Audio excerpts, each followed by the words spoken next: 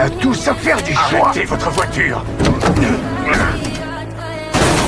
Il y a quelques heures à peine, le capitaine des pompiers a suivi une piste menant à un vieux motel abandonné. Là, il a trouvé une voiture calcinée et des traces de sang fraîches sur le sol. Nash saisit un pied de biche et entra prudemment dans la pièce. Mais à peine avait-il mis un pied à l'intérieur qu'une personne l'attrapa par derrière et lui serra violemment la gorge.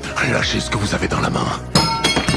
Amir, Nash, qu'est-ce qui s'est passé? On m'a tiré dessus. Les vieux comptes étaient laissés de côté et Nash montra immédiatement son professionnalisme en traitant la blessure de son coéquipier. Des éclats de balles étaient encore incrustés dans sa chair. Dans ce désert, l'infection pourrait être fatale. Il s'avère qu'Emile avait croisé des bandits en chemin et une fusillade avait éclaté. Mais au moment où il s'apprêtait à partir,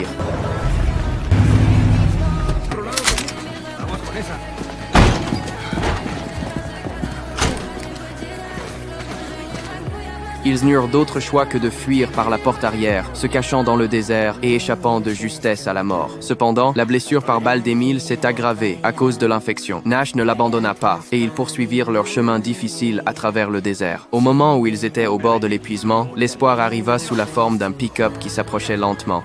Mais qu'est-ce que vous faites ici? Je dirais qu'on s'est perdu. Voilà ce qu'on va faire. J'habite pas très loin d'ici. C'est très bien, tant qu'on peut sortir de ce désert. Parfait, venez. Allez, grimpez. Le vieux fermier leur proposa de les emmener à sa ferme où il y avait un téléphone pour appeler à l'aide. Mais à ce moment-là, l'homme parla dans un espagnol impeccable via la radio. Émile, qui comprenait l'espagnol, pâlit en entendant cela. Il réalisa que l'homme était en train de prévenir les trafiquants de drogue. On a tous à faire du choix. Arrêtez votre voiture!